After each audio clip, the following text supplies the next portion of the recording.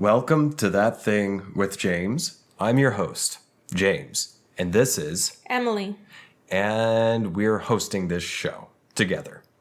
And this is a free-form comedy about whatever the hell I feel like it should be about. It changes per episode. So it's a mixed bag. Buckle in for the ride. This is a rather tangential. Am I kind of a tangential sort of person? Yes. Yeah, I kind of go off on tangents. So if that's not your thing, I won't hurt my feelings if you don't have a good time, and it won't hurt my feelings if you move along. But if you're in for an adventure, buckle in, because today we are talking about fucking cats. Oh my God. I never wanted to see the movie, but we watched it last night, and we're going to review it. We took notes. Yes, we did.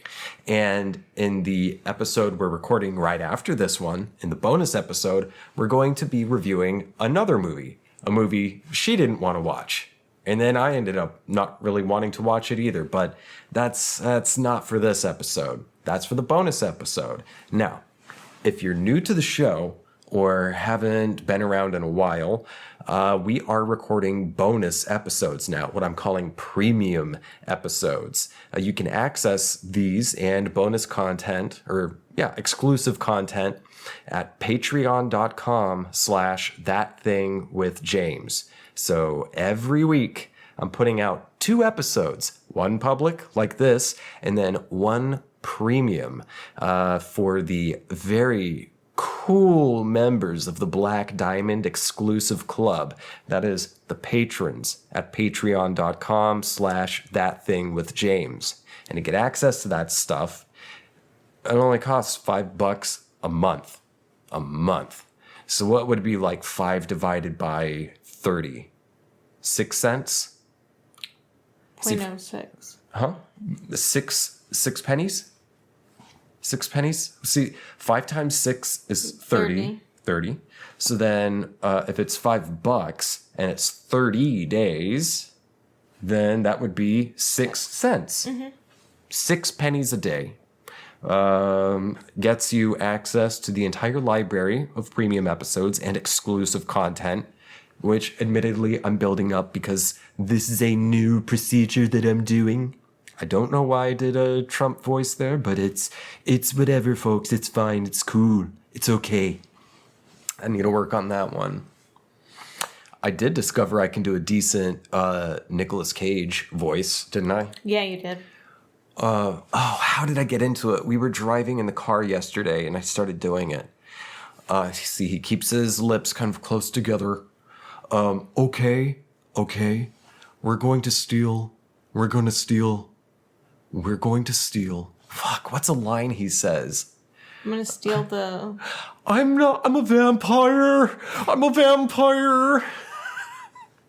Yo, we should review that movie, Vampire's Kiss. Yeah. If you haven't seen Vampire's Kiss, it is Nicolas Cage's best performance of all time, which is saying something because he's great. But we're not talking about that. We're talking about cats and bonus episodes. And also you can find me on social media and Instagram and TikTok at James J. Asher. That's my handle. You can email me at thatthingwithjames@gmail.com. I forgot the @gmail.com in the last episode. Well, if someone messaged you on Outlook, then they're in trouble. Yeah, it's not at outlook.com. It's not at AOL. I'm not a 60-year-old asshole trying to download more RAM on my computer. It's at gmail.com. And email me please if you have like a story or subject you'd like me to cover on the show, or if you want me to give you some advice on something, if you've got some questions about life or some kind of quandary you're trying to work through, email me and I'll answer it on the show, and I will keep you anonymous. And I think that's all of my stuff. Subscribe to the show if you haven't already. Share it with everybody, literally everybody. Everyone you meet for the rest of your life, you need to tell them about this. Okay, so yesterday we went to visit my parents for a little bit, and we were brainstorming what the fuck we would do this week's episode about, and Emily had the great idea of, James, you like to rant. Why don't we watch a movie that you don't want to watch, and then you can rant about it? Yep. And so that's what we're doing. I'm gonna rant about the movie Cats, the 2019 version of Cats. Now, have you ever seen Cats before? I've seen it as a play. As a play? Mm-hmm. Tell me about it. Where'd you see it? Well, how was the production? Victoria Theater. It was fine. I remember I used to love Cats. Like, I loved that show. And I knew how to play Memory on the piano. Really? Mm-hmm. I probably had a whole Cats songbook, if I'm honest with you. It's funny, I've never been a good singer, but it is what it is.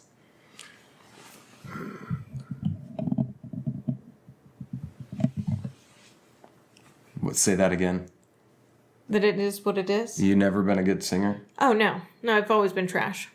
What? At singing? Yeah. I don't think you're trash at singing. I just think you don't really commit to it. Yeah, probably. You can do it. You just don't commit to it. I don't know about all that, but yeah. I do. I've got a goddamn master's in performance. Mm-hmm. I know what I see when I see it. Well, so Victoria, London? Where's this Victoria Theater? In my hometown, Dayton, Ohio. What's it look like? Is it a cool theater? It is a really cool theater. Very old. It's supposedly haunted. If you sit on the balcony, like someone had passed and you can supposedly see like shadows. I think every theater's haunted. Yeah, maybe. That's like the story. All the passion. Yeah, lots of high emotion, high energy. Sticks around. And there's also a theater in Cats, which we'll talk about that in the review. I've seen Cats. I saw it live. How much did you love it? I fucking hated it. I hate Cats. I don't like it. It's a bad play.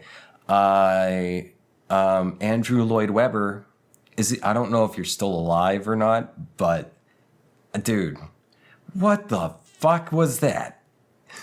Yeah, it was an experience for sure. So I saw Cats here in Tulsa at the Tulsa Performing Arts Center. I went with my mom when I was like a freshman or junior in high school, or freshman or sophomore, or I might have even been in middle school. But I remember around the time I had recently seen the movie Airheads on TV. Yeah. Did you ever see that movie? Yes. With Brendan Fraser, who's making a comeback. It's good. It is good. I love me some Beefrage. Beefrage. I like him. Well, I enjoyed that movie, and I think I saw it like the night before I went with my mom to see Cats, and I had no idea what was going on throughout the play. I mean, the production was fine. Nice set, good costumes, lighting, and everything. I hate the story. And weird thing is, there is no fucking story. It is true. There's no story in Cats. Like, I thought maybe, just maybe, I was just so disinterested in it when I saw the play that I just didn't piece together the play, because I couldn't quite make everything out that they were saying, because my hearing's always not been the absolute best. And also I thought I would like mishear words like jellicle, the jellicle cats. It turns out I didn't mishear the word jellicle. It's a word they use a lot. And it also turns out that I did not miss anything in the story either, because there's no fucking story in Cats. There's no plot. It's nothing. I fucking hate it. And the choices they made with this goddamn movie were disturbing. Andrew Lloyd Webber, shame on you. I feel entitled to you giving me a coupon for a free full body deep tissue massage from a professional massage therapist to make up for the physical, spiritual, emotional, psychic, chronological, estechological, epistemiological, ontological, esoteric trauma inflicted on me by fucking cats. Okay? There's that Nick Cage. There it is. Okay? I don't know who you think you are, okay? But I really didn't enjoy Cats. That's it.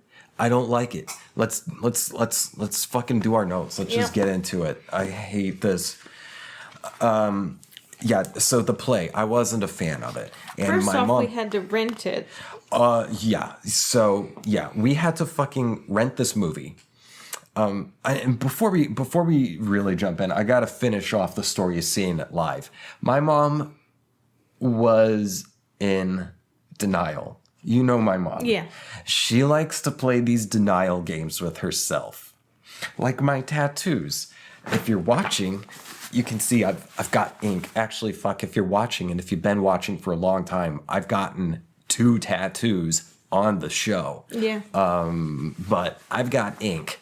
And my mom, historically, since I started getting ink, will pretend it doesn't exist. She will like kind of look at it and then glance away, and I can tell there's a storm inside because her precious youngest little boy has defiled his temple with ink and needles, and it's permanent. And my dad, on the other hand, thinks it's cool. Yeah. He's cool with ink. My mom, until yesterday, will just like, she would glance at it and then just look away, and lives by the, if you don't have anything nice to say, don't say anything at all. Until yesterday, she actually looked at it and said, should I get a tattoo? Yeah. And you said, yeah, it's like get a butterfly on your ankle. I did not say butterfly on your... That's what I said. I said, get a butterfly on your ankle. Okay. Yeah. So, well, anyway, after the play, I was expressing my displeasure with it on the drive back to our home. And it's an hour-long drive. And she didn't like it either. Honestly, it was both our first time seeing Cats. And she didn't like it. But she didn't want to say that. And so she kept trying to advocate for this shitty fucking play, which, why is it so famous? Why has it gotten so many awards? Why has it been so long running? I want to know. And I've got some theories in my notes. Okay. But yeah, on the drive back, I told her in great detail, not just like, you know, I've never been like the type of student who just writes in their essay, I didn't like it. It's bad. It's just, I don't like it. It's dumb. No. I will tell you precisely why and how I don't like shit. And she didn't want to hear that, even though she felt the exact same fucking way. Yeah. It's like the contrarianism. Okay, so yes, you said we had to rent the movie. Which actually we had to change a subscription to get it. We couldn't find it to rent. Yeah, so we thought we would be able to find it on a streaming service. We looked on Hulu. We looked on Disney. We looked on HBO, because I forget what streaming service it came on, like last year or the year before. HBO. It was HBO. So we go there and look, and it's not there. And so I go to just like Google to see if I can rent it for, I don't know, $3 or $4. No, you can only buy it for $15. But you could watch it on Cinemax streaming, which we don't have Cinemax streaming, but we do have Hulu. And so you can pay an additional $15 a month to get Cinemax on Hulu. It's like an add-on service. I already have a bunch of add-ons. We already have a bunch of add-ons. And this was like, I saw it was like a 7-day trial. So we just signed up for a 7-day trial, and we need to end Cinemax soon because this shit's just too expensive now. It's like the cable cutting thing. Like you get away from cable. And then you've got a new monster to feed. You got a new monster that's even more expensive. Yeah. Altogether. So yeah, we had to go through all this hoops so I could hate watch Cats, the 2019 film, starring. And I wrote down some notes here. Okay, here we go. Here's my notes. July 10th was when we watched it, 2021, movie review, Cats. And then I drew a frowny face. I hate the live musical, don't want to watch the movie. Music by Andrew Lloyd Webber, directed by Tom Hooper. Not familiar with that name. No idea. Maybe he's a play director or something. He could be. Maybe. But of course, yeah, Andrew Lloyd Webber starring James Corden. Yeah. Okay, James Corden. He's unimpressive as always. And then we have, of course, Dane Judi Dench, who was phenomenal, as always. Mm-hmm. Jason Derulo. I know the name, can't put a face to it. Yeah, I have no idea who he is. Which fucking cat was Jason Derulo? He's probably the black and white one, the magical Mr. Mistopheles. Mr. Mistopheles? Yeah. Was Yeah. it Mistopheles or Mistopheles? It was Mr. Mistopheles. Okay, cool. Like Mistopheles. Yeah, it makes sense. I'm pretty sure that's a play. Mistopheles? Yeah. Or am I thinking of Mephistopheles? I don't know. We've got Idris Elba. I enjoyed watching him. We had Jennifer Hudson, Ian McClellan, who was great, and Taylor Swift made an appearance in the movie. It's true. That's true. Fuck. Okay, so after we selected the movie and added it on to Hulu and started playing it, I realized, fuck, I selected this movie on my profile. So we've got split profiles because I actually have good taste in entertainment. That's a lie. Emily's is shit. Mine's great. Or as the Irish would say, shite. Do they say shite or shit? I guess it depends on where in Ireland you are. Well, I fucked up my algorithm, and I wasn't happy about that. So off to a bad foot. Already didn't want to see Cats. Well, I did, just so I could hate on it. And then I fucked up my algorithm. Great. Yeah, lovely. What are your notes? And that it opens on the Egyptian. Opens on the Egyptian. Mm-hmm. The Egyptian was the bar, or the cat club. The cat club. So let's paint the picture for reviewers, for the audience. Let's paint the picture. So it pans down, and you see this Egyptian with all these cat things, and you see this old... Like an Egyptian person? What's the Egyptian? Like a cat, like a sphinx. Like the Egyptians had statues of the sphinx. I thought it was the theater.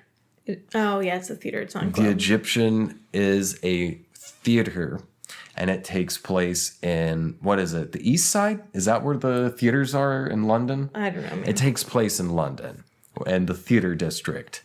And the Egyptian is an old theater. And you see all these, like, little tiny looking, shortened, like, small little cats. Yeah. Running around, but you only see the silhouette, and you see this old-timey car pull up. And you can see that there's a sack. and they toss out the sack, and all the cats come up to like look at it and check it out, and it turns out to be another cat. Oh, is that how that bitch got abandoned? Yeah. See, I missed that part because I was busy taking notes like, fuck, I selected it on my profile. My algorithm is fucked forever. On Hulu, free Cinemax trial. By Amblin. Weren't they a drug front? No. No, but do you remember when all those movie production companies got busted for being drug rings? Yeah. Yeah, so I guess Amblin would be fucking, what's his name? Steven Spielberg? Mm-hmm. Because that's the E.T. Yeah. Like, that's the logo. Yeah. So I missed that part where the main character, whose name, there's the main character who's this Her name's Veronica. chick cat, Veronica. I didn't know it was Veronica. I went the entire movie not knowing what her name was. She said what her name was. When did she say what her name was? Once at the fucking beginning when I missed her getting abandoned? They said it a couple times. Okay, so you get to see the cats and they all come up to this Veronica cat. And they're like, hey, and they start singing the Jellicle song. Okay, so first off, all right. Let's take a step back first. Okay. It opens on a theater called the Egyptian, and there are Sphinx statues outside of it. It is not just showing a North African person in ancient garb. It's good, yeah. It shows an Egyptian. So this cat gets abandoned, and the set is very good. I think they did a great job with the set building, with the lighting, good cameras, good sound. The production quality is good. And also, it has a very distinctive theater feel. It's got not a film theatrical, but a live theatrical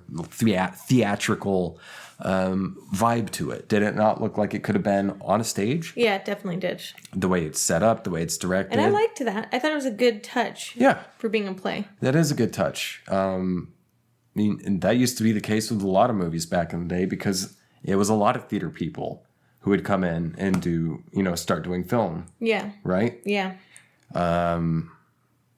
Setting is like usually it could be like one room for an entire film or play. So, all right, Veronica, I didn't know her name. I watched the whole movie. There are 3 names that each cat has. Wait. There's the one that the humans call you. There's one that you call yourself, and then there's like one other one. That the other cats call you? Mm-hmm. See, I didn't know they had 3 names. Yeah, this was a whole song about 3 names. Is that the Jellicle song? No, it was after that. Okay, so then so Veronica gets abandoned in the theater district, and there are a lot of stray cats running around. Now, in the stage production of Cats, it's not played by actual felines. It'd be hilarious, and I would pay for that. I would enjoy it much more if it was actual cats doing, catting around on the stage. No, these are in the stage production. It's humans wearing fur cat outfits, and they're furries. It's a furries musical. I don't know which one you've seen, because mine they've got on coats and they've got their faces painted, but they don't look like furries. It's a joke, Emily. This is a fucking comedy.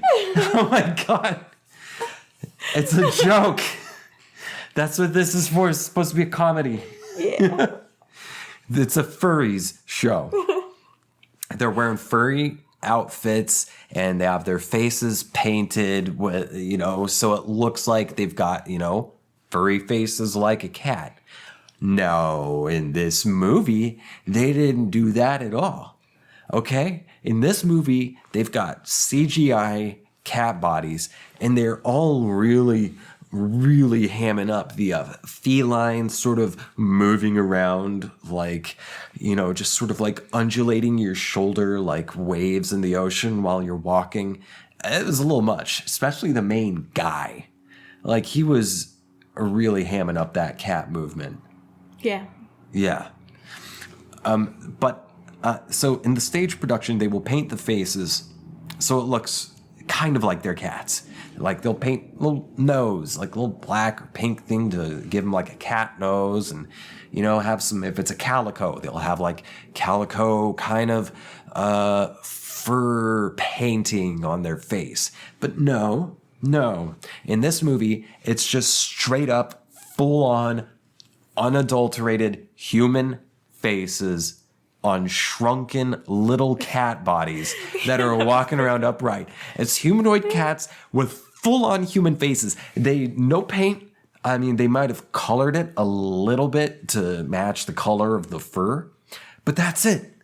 And they've got whiskers, barely discernible whiskers, but no stripes or anything, just bare fucking human skin, human faces on these humanoid cat bodies, which was so disturbing. I liked that the cats were smaller than the railroad. That's way ahead. That's almost near the end. So,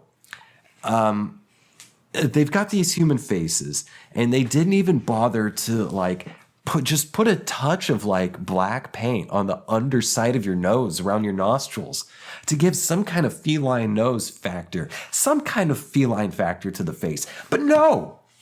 They just did full-on fucking human homunculi. It was Uncanny Valley. It was very fucking disturbing for a play that's already fucking disturbing me. Tom Hooper, is that your name? Yeah. Sir, what the fuck? Also, why were there cats with tennis shoes on? They had on Chuck Taylors. There were cats with tennis shoes. Also, okay, so the size of these cats, it doesn't stay the same. One, so it's not like they left the people, the actors at their regular height, their regular human height, and just like made a big set. No. What they did was they made a regular size set with regular size set dressings and then used CGI to shrink these people into a size that is like kitten size for full-ass grown cats. I mean, I don't know what kitten's not... Like, a kitten's usually bigger than a railroad. Yeah. That was later. Yeah. That was later. But there's sizes. So not only do they have disturbingly full-on human faces on humanoid cat bodies, but they're also shrunken to a degree that doesn't make any fucking sense. And they also defy the laws of physics. Yeah. Now, cats are very impressive with their feet and their cute little paws. But this was they're jumping. It's like they didn't put any force to it. When they jump, it's like they, used some fucking Microsoft MS Paint and just like cut the actor out and then used a mouse to like lift the person up onto like the bus or something to make it look like they jump. It was very weird. And then you got to meet Idris Elba's character, which I have notes on because he had a hat and a fur coat. And I wrote, is he a cat pimp? Which the answer is yes. He is really He's is a magician cat pimp. See, I didn't know. I just thought he was just some random. Again, I don't know what the fucking story is. It's like there's no fucking story. Yeah. Notes. Okay. They're small cat size with real human faces. Uncanny Valley. Love the set and lighting. Very theatrical. Okay. Who are the Jellicles? I always thought I was mishearing some word, but no. It's just a nonsense word I kept hearing correctly. Yep. So that's like the first big song is Jellicle cats, Jellicle, Jellicle, Jellicle, Jellicle cats, Jellicle with a jelly. I hope that you have to play in a cat's play sometime because that'd be hilarious. I would not, unless they're paying me. I don't know that I would do that. I would have to be on as many drugs as Andrew Lloyd Webber must have been on when he wrote this fucking play. Now, okay, so at the end of the play, and I'd heard this before, it says that Andrew Lloyd Webber wrote Cats because he was inspired by a book of poems by T.S. Eliot. I call bullshit. I think what happened was Mr. Blanking on his name, and I kept saying Lloyd Webber. I think Mr. Webber and his friends and partners were doing a lot of cocaine. And I think the legend has it, as far as I know, I've heard, this is what I've heard. And they were doing a lot of cocaine and wrote the play in a very brief amount of time. So then why say, oh, it was inspired by the poetry of T.S. Eliot? I think what happened was someone saw the play and said, so how'd you come up with this? Like, this is different. How'd you come up with this? And he probably was like, well, it's funny you ask. And looks down at his coffee table and sees a T.S. Eliot poem book and says, oh, it's inspired by this book of poems by T.S. Eliot, actually. That's what I think. I call bullshit. He just made that up to sound, to, kind of take the focus off the fact that he had his face and a Scarface size mountain of cocaine to write this play. And then I did note that there was another minority cat that had a gold chain and a gold tooth. You don't remember the gold tooth and gold chain? Oh, man. No. Yeah, like this one had a gold chain on it, and then she turns like this, and one of her teeth are gold. I'm like, who's giving a cat gold teeth? I think that would be pretty fucking cool to have a cat with a gold tooth. I read that the cats move like lemurs. The cats did move like lemurs because they're on the hind legs. Yeah. Which didn't even look like hind legs. Like, if you're gonna make it CGI, why not just make them full cats? Why put the humans in the cat suits like the play, but make it look not just worse, but entirely more disturbing than the play? Because you're just leaving their bare human faces on these fucking... It's disturbing. I had nightmares about it. Did you know this? No. I had nightmares last night about these disturbing, uncanny valley homunculi. Why not just make them full CGI cats? I don't know. That was a real choice that I had in my notes. Why not just make them full-on cats? Don't give them the human faces. Give them human voices, like a cartoon. That's true. And then with the CGI, you could make them full cat bodies, dance around. You give one, like, 6 paws, Some cats have opposable thumbs. They can hold a knife. Where you at? I'm with the house cat, so I don't know where you are. I'm still at the Jellicle thing. I'm past Jellicle. I'm trying to like give a review here of like what's fucking going on with the choices they made. I don't know if there were many choices made. Huh? I don't know if there were many choices made. Or bold choices. Well, there were some fucking bold choices. No, they were good choices, but they were bold. Okay. Yeah, Andrew Lloyd Webber, poor CGI physics, no clue what's going on. What's the story? So, bitch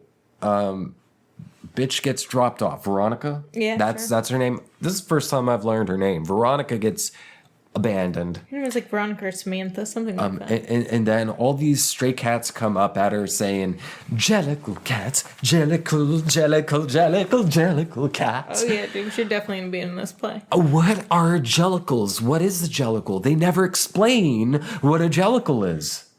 The Jellicle cats are like their own little gang, okay? Okay. Somehow they're the ones that decide who can stay or go. Which was what I didn't understand. Did they say that at the beginning? No, but it was implied because they're like, oh yeah, they come up to her and they're like singing this Jellicle song, and they're all dancing around, and then they're like, tell us your name. And like then she does tell them the name, and they're like, okay. But yeah, it's like she got abandoned, and then she was adopted by this roving cat gang. So a roving gang of stray cats. Who just come at her saying the word Jellicle and never once explain, oh, we call ourselves the Jellicles. Angelical. Huh? Angelical. Is that what it's supposed to be? Maybe. That's kind of what I thought too. I've got that in my notes. Yeah, maybe. Are the Jellicles supposed to be angelical? Nonetheless, they never say what the fuck this Jellicle is supposed to be. Sure. Are you just supposed to assume that they are the Jellicles? Yeah. If one were to assume, oh, your group is called the Jellicles, right? What if one of them says, oh, no, I'm singing about this brand of pudding I like called Jellicle. They don't explain this. You loved it. I hate it. So they do this Jellicle cat thing, and they don't even really introduce themselves, do they? They just come at her with the word Jellicle, whatever the fuck that's supposed to mean. Like Jellicle cats are supposed to be small, and like they listed off a whole trait of things that you had to be Jellicle. So that's a running theme in this play and movie. Is the songs are just listing off attributes of different characters or groups of characters. Would you say that's about right? Pretty much. It's a very selfish sounding play. I mean, it's selfish. I'm not even sure if it's necessarily selfish, because selfish is like, it kind of implies that you want something. Oh, true. To be selfish is to want something, to gain something for yourself. Yeah. This isn't even that, because there are no fucking choices in Cats. There is no story. There are no choices. I'd say there's one almost choice. There's one almost choice. There's like Jellicle's choice, which was a choice. Jellicle's choice, which is a sort of choice, but I mean, that doesn't even happen. The characters in the play, I think maybe two characters have an objective in this story. And these two characters are not even the main characters, right? They're not the main characters. Yeah. They end up being important parts of the story. Yeah. If there is a story. But they're not the main characters. The main character is Veronica, and then that guy who I'm assuming is Mr. Derulo? Probably. Jason Derulo? Lulu. Every song is just describing a different character. So like another time they go into this house and they find this obese cat. Yeah. Chunky orange tiger house cat, which I thought they were saying Gumpy, as in Dumpy. Wait. I thought it was Gumpy. Gumpy. But it's not, it's Gumby. Yes. Her name is Gumpy. So I wrote, is Gumpy cat Dumpy? Gumpy cat. So they go into this house, and one of the Jellicles, the self-described Jellicle cats, says, "Hey, come with us." Veronica implied, I didn't know her name. They never said her name, so they're like, "Hey, random bitch, come with us. We want to show you this fat ass." Yeah.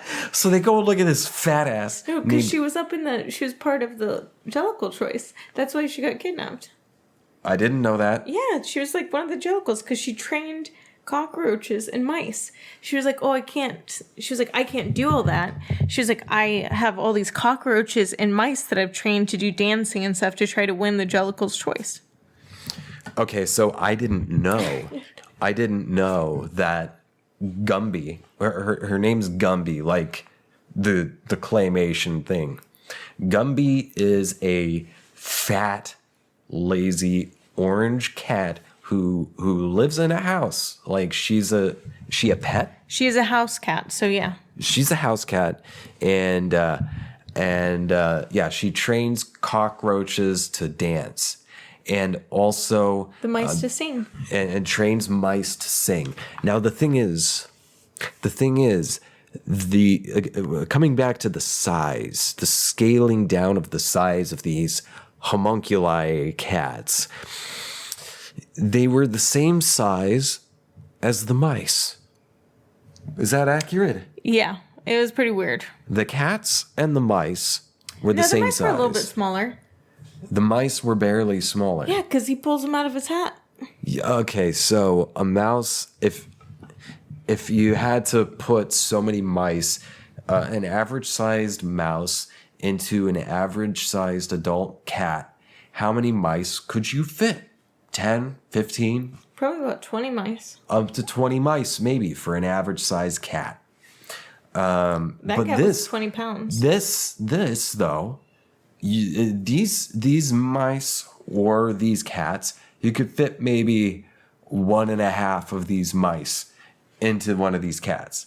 The mice were about 25% smaller than the cat. And then the cockroaches were about the same size as the mice and the cats too. All these creatures are the same size. Yeah. And then, but then there's like Dumpy Gumpy, the fat orange cat. Was that fat shaming? Yeah, Their probably. choice. Their choice of people. It gets worse though at the other one. The other one's James bigger. Corden? Yeah. Yeah.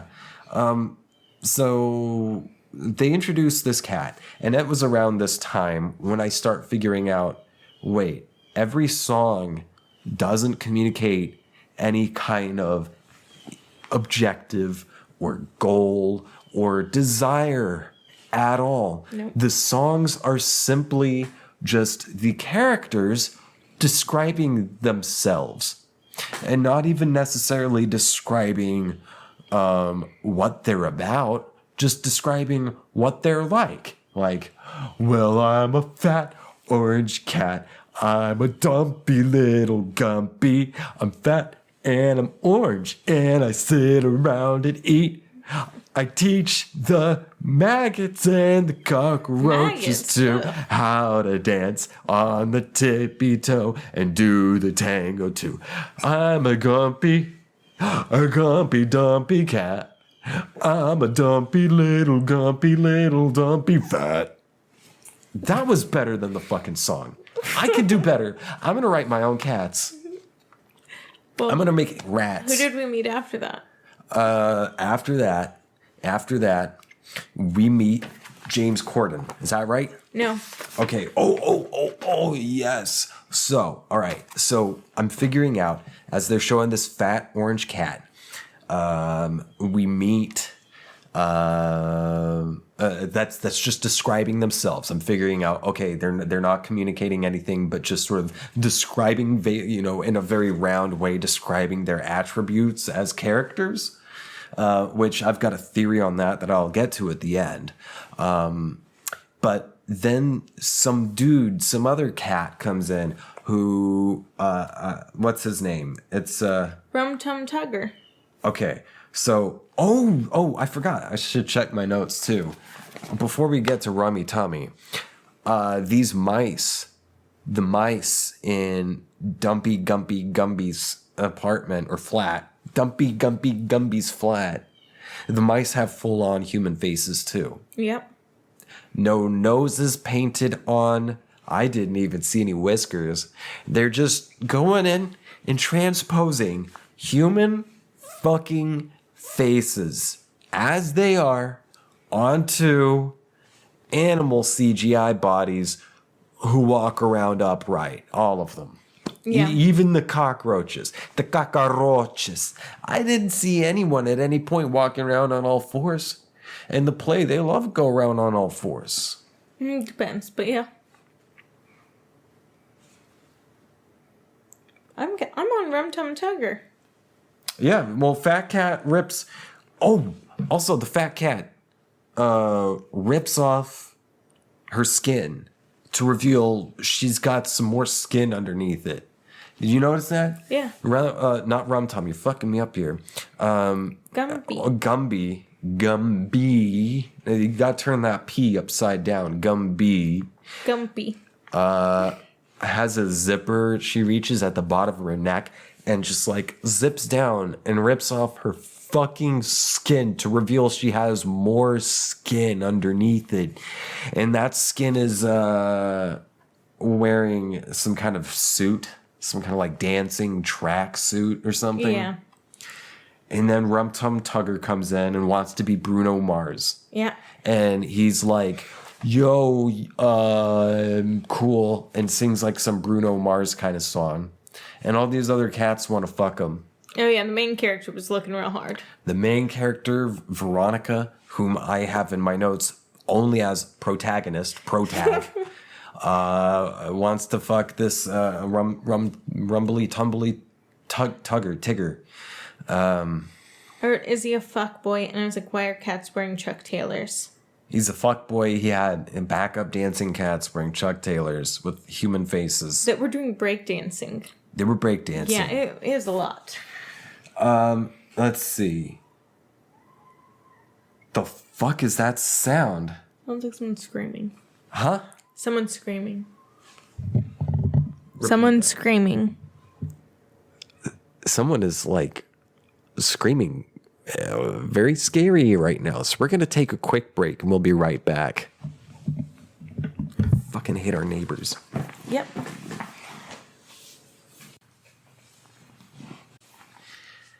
Well, we looked into the screaming, couldn't figure out what it was, but there are sirens outside now. Yep. What's going on? Is there a game or something? Today, other than the England game? There's the England game. But UFC was last night, so I don't know what the... Yeah, I don't know. Is there something weird with the moon or something now? Probably. It's probably about to be a full moon. Because our downstairs neighbors have been going fucking mad all day. They've been like that. The mother is like always on the phone, on speakerphone, max volume on the speakerphone, talking loudly. And then when she's not on the phone, it's either, well, it's always screaming, yelling, but it's either one of two extremes, and it will switch back and forth pretty quickly. Crying, scream crying, that is, or yelling at her kids. Yeah. Like a few days ago, I heard her come in, slam the door, and just start yelling at her son, who's like, I don't know, like probably 13 or something. It's an overweight kid. But she comes in and she starts yelling. This is in the middle of a fucking work day. We're trying to work. And she yells, "Are you still on your fat ass? I said, get the fuck off your fat ass. I told you I'm sick of this shit. Blah, blah, blah, blah." Yeah. And then this boy acts out like as soon as he wakes up in the morning and then throughout the day, it's constantly noise like, ooh, ooh, ooh, ah. It's very, very odd. Like, I don't know if the kid's like neurodivergent or whether or not the kid is neurodivergent, I guarantee the thing is the mother's absolute chaos. So he acts out. Because when she's gone, he's quiet. Yeah. It's bizarre. It's not fun. It's not fun. And they were gone for like 2 weeks, and it was so nice here. We were actually talking about how nice it is here. And then they come back, and it's just like, fucking stop. Yeah. Please. Well, anyway, back to the review of Cats. I didn't know we ran like 40 minutes here. I had no idea. You're having fun. Yeah, I love cats. I was having something. So Rum Tum Tugger shows up and does his whole like he wannabe Bruno Mars thing, and then after that, Veronica. I didn't even know that was her name. Let's see, what do I have here? Oh no, before that, no, it is. I was right. Rum Tum Tugger fucks off with some groupies. And then the nameless protagonist, that's what I wrote. I thought maybe she didn't have a name. Rum Tum fucks off with groupies. Then nameless protag runs into some bad vibes cat. Grizabella the glamour cat, ? She a has-been. So that's what I'm guessing. And at this point, I had no idea about this Jellicle choice. I didn't even hear about that until like 3/4 in. Yeah, it was mostly at the end that we heard about this Jellicle's choice. So there's this Jellicle's choice thing. So one, it's not clear who or what a Jellicle is, and then it's not even clear until the end that there's some Jellicle choice, which is like is that like a premium brand of this Jello named Jellicle? It's something. Jellicle's choice? I have no idea. Bold choice. Yeah, that's a bold choice, that's for sure. She comes in. Grisabella, she's this mangy ass cat. And she's all like, whoa, oh, I'm Grisabella. I'm a sad cat. I thought that happened later. Nah, she comes in right after Rum Tum fucks off with his groupies. Okay. Nameless protagonist sees Grisabella like creeping around a corner and like is like, who are you? And she's like, oh, I'm Grisabella, and doesn't really say anything about herself. But just then like, the cats come out to tell her to fuck off. they tell Grisabella to fuck off, and all Grisabella is like, oh, I'm just sad. I used to be beautiful. Oh, I think she used to be a Jellicle cat, and then she ran off with Idris Elba? Yeah. See, I didn't know that. Yeah, she said that. I didn't know. So I had to piece together because it wasn't even really said in the song. I had to like sort of piece together with all these disparate pieces. Because she got pimped of out. like, okay, so she was like the star of the Jellicle gang, and then She was really beautiful, and she decided to run off because he promised her some stuff. See, I didn't catch that part. Yeah. So it's around this time Idris Elba the cat shows up, and he was the only one that I found entertaining thus far into the movie. And he plays it's like I didn't even get his name until like later. McCavity, which you had a funny idea about the name. That's later. Okay, later. So McCavity comes around and he appears and disappears with his magic dust. He's got sparkling magic dust, and he comes around with his fur pimp coat. We've also been watching him take the cats after they show off their talent, then they disappear.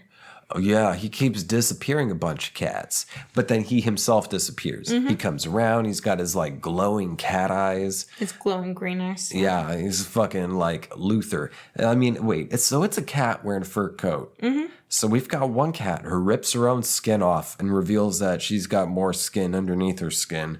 And then we got Mr. Idris Elba wearing a fur coat over his fur coat. And a hat. And a hat. So what I'm getting at, though, is have you ever seen a human wearing a human skin coat? Thankfully, no, but that sounds pretty nightmare-inducing. Sounds like something I'd watch as a crime show. Well, that's something Mr. McCavity was doing. Well, then he fucks off with his magic dust, and then we meet James Corden, who I've got notes here. James Corden plays fancy fat cat in Spats. What's his name? And James Corden is devoid of charm and talent as usual.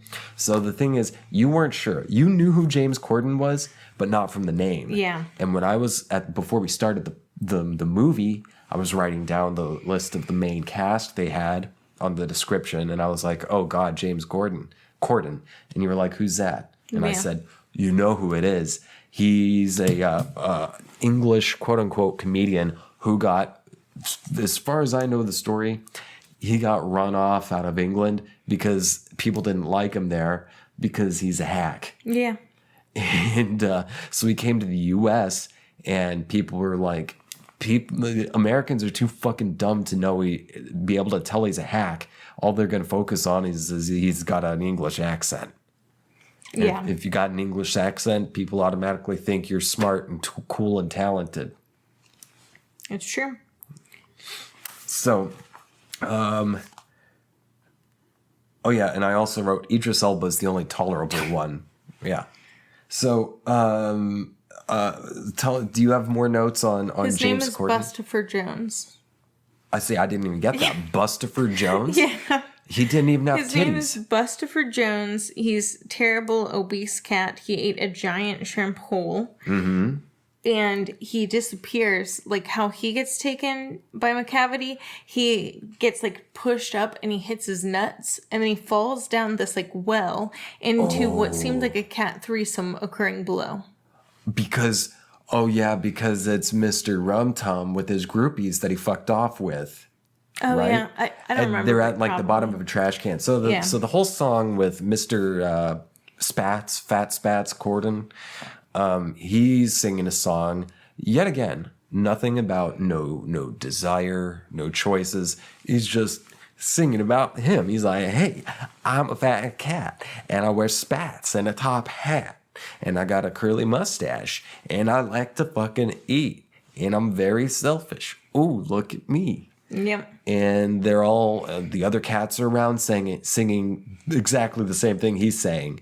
And it's not like a chorus. They're just like doing an aside to Veronica saying like, did you hear him say that he's a fat cat who wears spats and a top hat and has a curly Q mustache? Well, let me tell you, he's a fat cat who wears spats and a top hat and he has a curly Q mustache. Yeah, I didn't really know what his like appeal was. How is he going to win any contest? And at this point, fat? I still didn't know this was a contest. Yeah. I had no idea. Is that why these people are all just like describing themselves? The cats, yeah. That's, I see. I didn't know that was the drive behind all of them, just describing themselves and then moving on to the next character who describes themselves and then moves on to the next character who you get the idea. Yeah. So after that, what? I just read your notes. Nothing. What's the notes? This one above my thumb? Mm-hmm. All right. Well, let's do this first. So Idris Elba, he pops in and he disappears fat spat cat. And do we see him on the tugboat yet after that? Not yet. Okay, we don't see fat spat cat on the tugboat after that. After the fat spat cat disappears with Mr. Top Hat, we got the cats go into this fancy house. And then it's these two cats who are like cat thieves, They're cat calico burglars. cat burglars. They're calico cat burglars. And you had a note about one of these calico One cats. of them is a boy, and that does not make sense. I have never, ever in my life heard of a calico cat that's a boy. Wait, in real life? Two calico cat burglars. No. I know what we saw in the theater. I'm asking you. In real life. Yes. Calico cats are always girls. So male cats, it is impossible for a male cat to be a calico? Pretty sure. Huh. We'll have to do research on it, but I'm like looking this up. 99% sure. I'm curious. Not that I don't believe you. Because I used to have that's calicos. the guy on TikTok. Let's see here. Can calico cats be male? Okay, let's look this up. Calico cats are predominantly female because their coloring is related to the X chromosome. If a cat has an XX pair, she will be female. Male cats have an XY chromosome, so they cannot be calicos. See, I was calling bullshit on it. So there's a boy calico cat. Is this like a trans identity? No, they're brother and sister. They're brother and sister. I thought they were like fucking. They might be too. I mean, cats do that. They had real fucking vibes, and I didn't know. I thought they were just brother like and sister. I didn't know they were brother and sister, but they had like some real sexual, tension between them. Well, the cat burglaring life probably is very sexy for them. Mm-hmm. And they bring nameless protagonist with them and say, "Hey, we break into this place. Hey." And nobody does shit. Yeah, we break shit. No one does anything. And we break more shit. No one does anything. And meanwhile, they're just putting all the jewelry that they're stealing on her. Yeah. Like, they're not holding on to it, which seems sus already. Mm-hmm. Like they're setting her up. Yeah. Which they did. Wait, they set her up? Yeah. When? They left her to get eaten by the dog. And that's when her little boyfriend has to come and save her. Oh, yeah, because while they're in this rich house, a dog starts barking behind a door. The calicos fuck off. And then the guy who must be Derulo, is that Derulo? probably who comes around and saves I think so. her? I feel like he's like some handsome boy, maybe. I don't know. I don't know. And then after that, I have a note. I wish this show had 50% less songs, 0 plot, 0 care. And then Judi Dench shows up, right? Yeah, I wrote fucked up looking alley / street cat, old Deuteronomy, who's lived 99 lives. Mm-hmm. Oh, I didn't know she'd lived 99 lives. And she's like the... That was in a song. She's like the queen bee of the cats, right? Yeah. Is she the leader of the Jellicles or something? Yeah, or just that's what it regarded seems. as like they just regarded her as like the wise elder or something? I think that she's like in the position to be king cat or queen cat. And that's when I saw a cat in red suspenders / overalls. And I thought that was pretty disturbing on its own. Oh, that was once they were in the theater. Okay, so here's my notes. Judi Dench plays Old Deuteronomy, and then Pattern. Every song just describes some random new character, but just their attributes, not their story. And then, Old Deuteronomy is choosing a new Jellicle leader. See, I didn't know what the choice was for. I thought, finally, halfway into the movie, more than halfway into the movie, it's like, are they trying to elect a new leader? But wait, is she the leader? Wait, is she stepping down as the leader? Yeah. That's what I was thinking. It was also confusing because the protagonist is like, oh, I might be a Jellicle cat one day. And it's like, how do you become one? If they've already been palling around this long, why wouldn't she already be one? Wait, is Old Deuteronomy not a Jellicle? Old Deuteronomy is. The protagonist is not. Okay. Veronica. And then I have, yeah. So when Deuteronomy comes around, they start talking about this choice, this Jellicle choice. That's the first time it's mentioned, as far as I know. And I'm like, are they gonna like choose a new gang leader for, I don't know, the year for the Jellicles? And then they gather in this space, this like abandoned building, and it's got a big sunlight at the top, but a full moon comes out, and the full moon shines down on like the entire gang of the Jellicles. And here's what I have written. Moon comes out, and then they start twitching in sync, which they did. They all started like acting real fucking weird. Yeah, I wrote, there's a grandpa looking cat. Caterwaul. What is that? Jellicle Ball seems like it may be an orgy under a full moon. Yes, the Jellicle Ball is the thing that they come to this abandoned building for. And then, is it an orgy? I have the same thing. And then, so they're all dancing around in this Jellicle Ball. Sniffing on each other, rubbing up. Sniffing on each other, rubbing around. And then Broke Bitch, who is supposed, I think that was my code name for... Jennifer Hudson's character. Not Jennifer Hudson. Jennifer Hudson wasn't even in this. Yes, she was. Was she? Yeah, Jennifer Hudson was in this. Okay, well, no, I'm talking about the broke bitch, the has-been. What's her name? That is Jennifer Hudson. Jennifer Hudson. Yeah. Oh, I was thinking Kate Hudson. Yeah, no. I was like, what? I didn't know that was Jennifer Hudson. Yeah, that's Jennifer Okay, Hudson. well, the character I've got written, I wrote the character's name as Broke Bitch Has-Been, comes around, but the fellow jellies hiss at her to fuck off.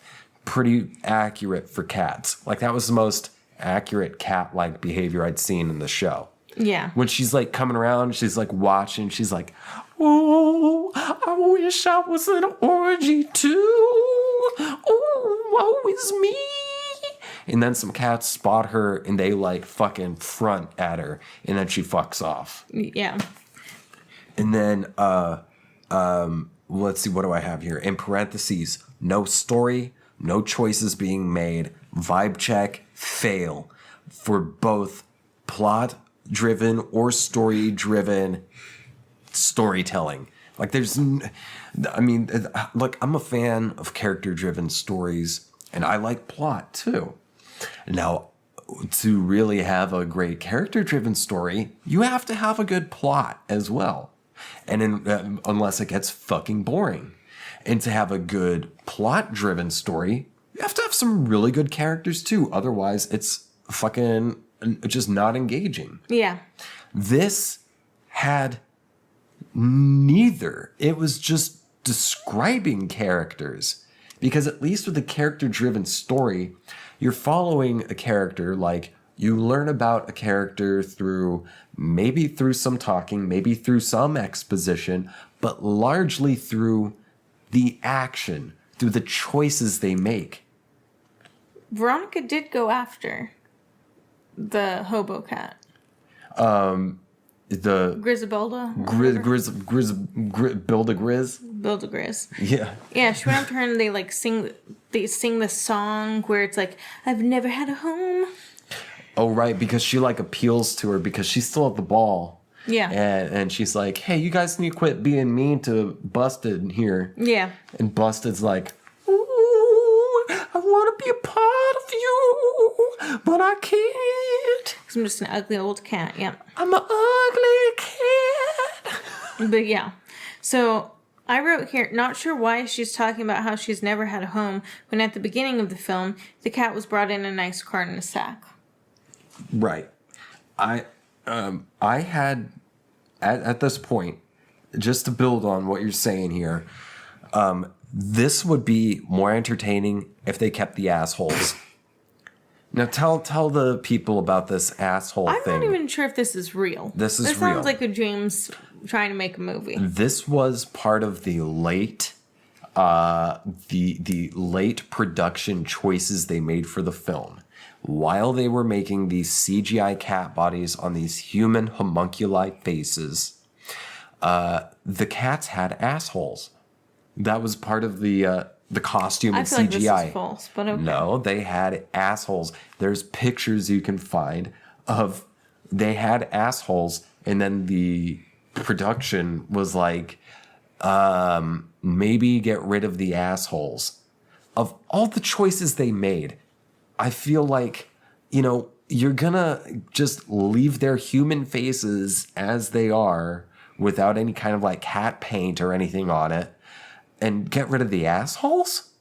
I feel like give them cat faces before you get rid of their assholes first. Think how much more entertaining it would have been to see this thing if they're walking around and then they flash in their fucking chocolate starfish. I don't know if you know how much cats show off the butthole, but they do a lot. I do, and that's why I say they should have kept the cat asshole, because I feel like the cat's butthole is a very prominent part of any cat. Oh yeah, this is what do you have now? Well, after that, it was the protagonist sings to Busted Bitch. I'm trying very hard to stay awake. And then, the protag was abandoned. That's when I figured out she was abandoned. Yeah, okay. I didn't catch that at the beginning. It was the very beginning of the film. And then Ian McClellan comes around and he plays Gus the Grampy, I wrote. But he's just Gus, short for asparagus. Yep, I wrote asparagus, a.k.a. Gus, theater cat. I like that. He was fun. Yeah, he's just an old alcoholic cat who used to be a star of the theater. He was an actor. Yep. Cat. He doesn't like modern cats. He thinks modern cats are turds. He's a boomer cat. He's a boomer cat. But get this. So he's talking about how, back in my day, theater was real, but theater's dead, and the actors these days don't even do training like me or the cats of my day.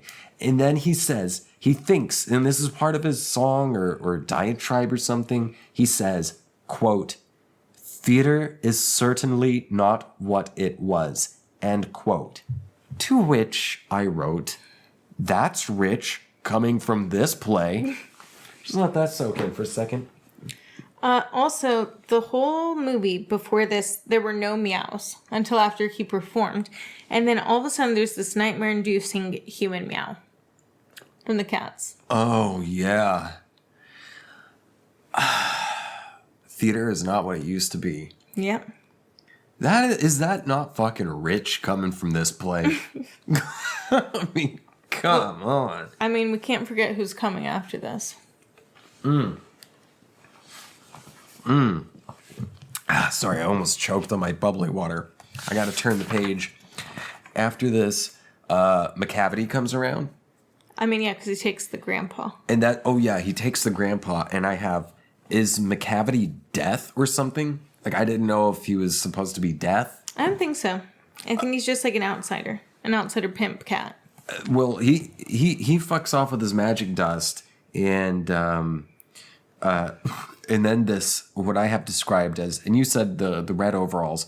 This cat comes around wearing red overalls and a gold chain and a leather daddy hat. So some kink daddy cat in red overalls does a tap dance, and I described him as a Robert Mapplethorpe cat. Very leather daddy, chain daddy. That's because he's a railroad cat. He's a railroad cat. And then they tap dance their way out into the railroad. And he's got boots on. He has boots with tapping. He's got tap boots. And they're tap dancing on the railroad tie. That's the metal part, right? The tie. Yeah. And that's what you said was they're fucking tiny. These cats, going back to the inconsistent size of these cats, these cats are somehow so small that the metal part of a railroad, the railroad tie, I hope that's the metal part. Or is that the rail itself? I have no idea. Is the tie the wood? I bet the wood's. I'm not a railroad expert. They're on the metal part of the rail of a train, like a regular size rail, and it is gigantic. They have so much room on either side of their bodies. Like they're like cockroach size. Yeah. How the fuck are these cats? They were eating cockroaches. So. They were eating cockroaches before, and now they're cockroach size on this gigantic rail? Yeah. Like, these are tiny, tiny fucking cats. They shrink and they grow larger, and they have human faces and no assholes. Lots of cats in bed posed as couples. Lots of cats in bed. And then they make their way back to that, like, abandoned building. Yeah. Right? And then that's when Taylor Swift, as a cat, shows up and is singing about how cool McCavity is. She's lusty. She sprinkles catnip everywhere. And I wrote, that's a cat I'd screw. Ew. She was the only one with boobs. So there's more than that. T Swift, I put a sultry, sexy cat. Mm-hmm. And then the black and white cat that's been like trying to fuck the new cat is now cuckoo for T Swift. Mm-hmm. All of a sudden, the female cats have breasts. Right. After Taylor comes, everybody's got boobs. Yeah. No cats have boobs. Then T Swift shows up and she's got boobs and she's like moving them around, being all sultry and shit, and drugging everyone. Yeah, like and everyone's getting drowsy off the catnip, which doesn't track because catnip makes cats crazy. It's a stimulant. And then it turns out that he's been using his cat magic to win the talent show at the Moon Orgy. That would be McCavity's been using his magic. So, okay, so I didn't even know there was a talent show per se. But, Male Calico, that's unrealistic. That's when you started talking about it. So, okay, T Swift drugs everyone and then just, I don't even know what happens. Does she even leave? But anyway, she was rubbing up on McCavity. I saw that. Oh, yeah, because McCavity shows up again and he kidnaps Gus, the theater cat. Yeah, Asparagus. And old Deuteronomy and threatens to drown Deuteronomy. So it shows where McCavity's been with these two other mangy cats. And he's got both the fat, orange, and spat and the top hat cats. And now the two old cats. And he's got them chained up on this old tugboat that is somehow not gigantic on them. They're somehow like human size now. Yeah, it's weird, but that's what the Thames does to you, apparently. Yeah, the Thames makes you human size if you're a cat with a human face. Maybe be careful. And then Deuteronomy like puts Gus on a wood plank and threatens to drown him. And then let's see, what do I have here? I at this point, I checked the time, and I was like, okay, so it took 1 hour and 17 minutes for anything to happen. The jellies say, "Where's Deuteronomy?" Then immediately leave it to start describing themselves again. Why the fuck is this play so popular? Was everyone who gave this good reviews first given lobotomies? So this goes back to there not being a story. Is when the people realize Deuteronomy and Gus are gone, all the Jellicles, they realize it. That was the first time in the movie, over halfway through, that there was any sort of conflict. Yeah. And it didn't even last 30 seconds. No, it's kind of impressive how short it was. It was 10 seconds, not even 10 seconds. It was like 2 or 3 quick cut shots of people, or Jellicles, people cats, saying, "Where are the old ones? Where are the old ones?" But that's when the black and white cat that's been trying to fuck the protagonist. The magical one. Yeah, he's been trying to do this magic trick, but he's unable to do it over and over and over again, and he just keeps trying. And the thing is, he doesn't even start talking about, like, at this point, and it doesn't make it clear what he's trying to do, which is to use his magic to bring back the cats that McCavity stole. They don't say that. Instead of that, after less than 10 seconds of some slight conflict, they completely say, "Fuck off with that. This cat's gonna start describing himself now." And absolutely no relation to the events, the traumatic event that just happened. Yeah. So he starts singing about himself, going, "Wait, I suck as a magician." No, he made a really good song about himself where he's like, "Yeah, I'm the magical best motherfucker." He's the magic man can. Yeah.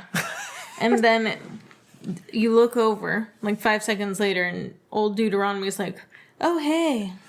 Yeah, so did he... So it doesn't even say that the magic cat's trying to do it, but I think he's like trying to transport the old cats back to them. Did it even work? How did fucking Deuteronomy get back? Yeah. His magic? Back. Yeah. His magic brought her back? Yes. Okay, well, there we go. So then, yet again, resolved. Conflict resolved like that. But while they were still on the boat, on the Thames, the fat one did a hairball into the face of an enemy. I missed that. I think I might have been peeing or something. And then they all start nuzzling faces. Oh. I have, again, this movie would be better with cat buttholes and little furry cat testicles. Wouldn't that be funny if they were like dancing around with little cat balls? Dude, cat balls are funny as shit. There's little furry things, like little marbles. Okay. Let's see. Every time Dusty Bitch sings, so much snot runs out of her nose. Okay, yeah. So that was something I noticed the first time. Busted cat. Griselda. Grizzly Bear. Good band. Grizzly Bear shows up. Grizzle Cat. She's crying because she's a fucking sad sack. And every time she cries, it's like the tears, like she's got some moistness beneath her eyes, but it is just a very thick, clear stream of wetness running distinctly, one each out of each of her nostrils. So much snot was coming out of that character's nose when she cried. But yeah, so she is singing the song. She's apparently going to compete for this Jellicle's choice. Right. And I have, but Deuteronomy makes her the Jellicle choice. Mm-hmm. Okay, and at this point, it still isn't clear to me what this Jellicle choice is. I start thinking, oh, is this like the leader or something? But then they start talking about this place called Heavenside, or Heavyside Lair. Yeah. And this was the point in the play when I saw it in live, where I had already been lost. But at this part of the story in the play was what really lost me. So they start singing the song. I wrote down the lyrics. Do you want to hear the lyrics? Sure. Up, up, up, past the Russell Hotel. Up, up, up, up, up. Up, up, up, past the Russell Hotel. Up, up, up, up, up. Up, up, up, past the Russell Hotel. Up, up, up, up, up, up. That is the song. That is all the lyrics. Over and over. Maybe. I don't know. I don't remember it. I wrote it down. All of them? Yes, that was the lyrics. I don't know if that's all. It was up, up, up, up, up, up, up, up, up, up, up, up, past the Russell Hotel. Up, up, up, up, up, up, up, up, up, past the Russell Hotel. Okay. Up, up, up, up, up, up.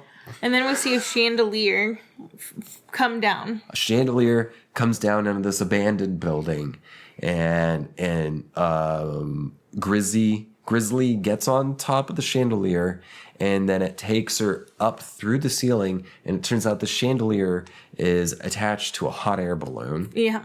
That just floats up into the clouds. Not before. Not before. McCavity clings on for dear life. Oh, what happens? Well, he gets stuck on a building and he can no longer use his magic, so he's probably going to die up there. So the whole thing is McCavity wanted... So the whole choice, it turns out, is not for the leader of the Jellicle gang of cats, but it is to choose whom amongst the Jellicles, which individual cat is going to go to Heaviside Lair. What that is, where it is, probably no hell. idea. Hell? It's somewhere, because they're definitely dying. Well, it's Heaviside, so I'm thinking heaven. And if it's Jellicles, they're the angelical cats. Yeah. Going up to heaven.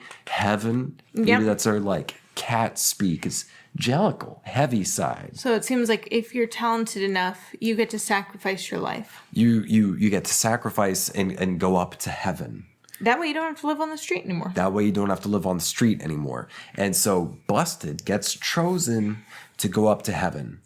And that's when it occurs to me, like, wait, they're just choosing someone to fucking die? Mm-hmm. This whole thing is nonsense, and then you get chosen to die after a talent show where you just describe yourself and that's your talent. And then, yeah, after Orgy, who was this a competition to die? In my notes, I said this was very Logan's Run. I've shown you Logan's Run before, right? Probably. It's a dystopian sci-fi movie that came out in the 70s. It's based on a book. And Basil Exposition from Austin Powers, remember him? Mm-hmm. When he was young, he played the character Logan in Logan's Run.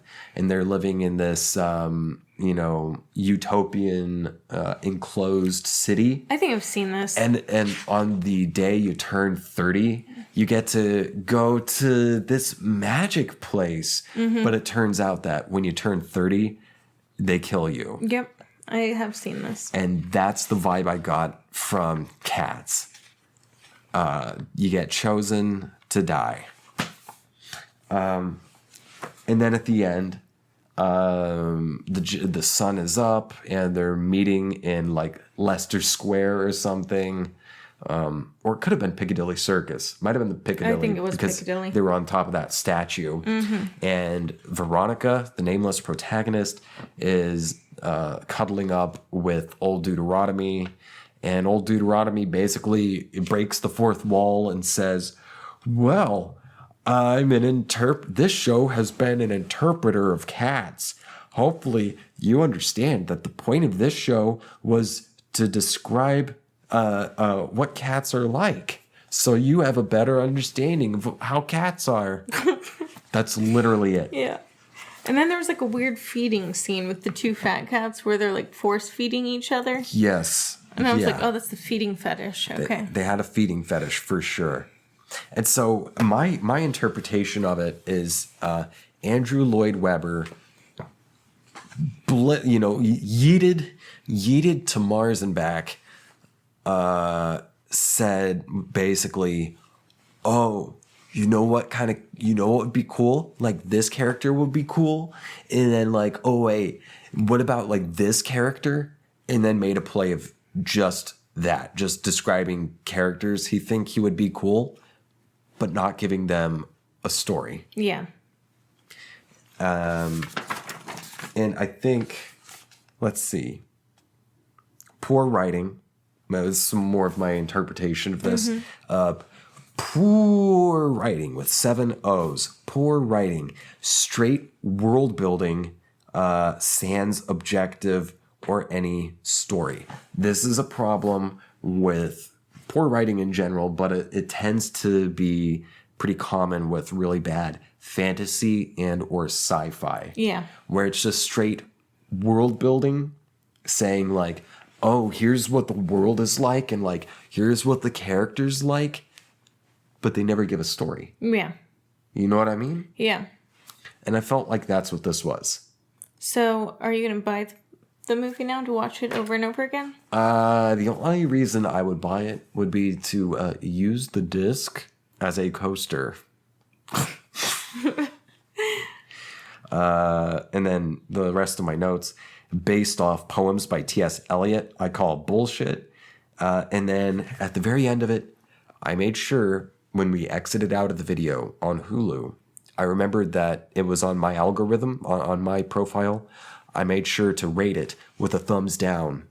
So hopefully I can salvage my algo. 8 thumbs ups for you. I don't think so. So that has been our review of Cats. Do you have anything to add? I do not, no. That was, see, you were very much about Cats before. Yeah. And then you'd always been sort of bemused at my hatred of cats. Yeah. I love the animals, but the play, no. How do you feel different about the show after seeing the movie? Because you hadn't seen it, or the show since you were a kid. Yeah. Yeah, well... you saw the play when you were a kid and yeah. hadn't seen it since. Yeah, no, I don't know if it's because I don't have, like, the child imagination that I used to have, where it was just, like, you know, a sense of wonder, or if I just didn't understand that there was no plot, and there was just wild cats. Yeah. But you said before I could, there's no story. Yeah. It was really hard to follow, because it was like, what is going on? It was just, like, you know, random cats... And you're supposed to care. And I was like, I don't care about any of these characters. Yeah. Like, none of them. It would be like if you and I were to make a musical, if I'm singing, people call me James. I have curly dark hair. And I'm wearing a tank top. Like, that's the song. Yeah. Like, yeah. I do a podcast. Yeah. It was not a great movie. And there was one detail I forgot a bit ago when I was mentioning the part where Busted Girl goes up to Heaviside. In the production I saw at Tulsa Performing Arts Center, it was not a chandelier on a hot air balloon. It was a unidentified flying object, an alien spacecraft, a UFO. You made it up. No, I swear to God, you made this a up. UFO comes down and it's got all these like lights around it, like encounters of a whatever kind. A UFO comes down, and old Grizzly gets on top and then lifts her up. And there's like, you know, it would have been a lot better if it were just Rocky Horror and they're singing, "There's a light." Well, I love Rocky Horror. I love Rocky Horror. I'm kind of picky about musicals. And this one did not pass No. the check for me. So that's been our review of Cats. Again, we're doing another episode after this. We're reviewing a Gundam movie, which, well, I'll tell you about it in the bonus episode. And if you want to see it and or hear it, consider becoming a patron at patreon.com/ThatThingWithJames. And again, if you haven't subscribed, please consider doing so. And don't consider sharing the show with anybody. Just do it. Do it. Do it like you da-da-da. What's that song? I don't know what song you're singing. All right, I gotta charge this camera. Thanks for tuning in. Bye. Bye.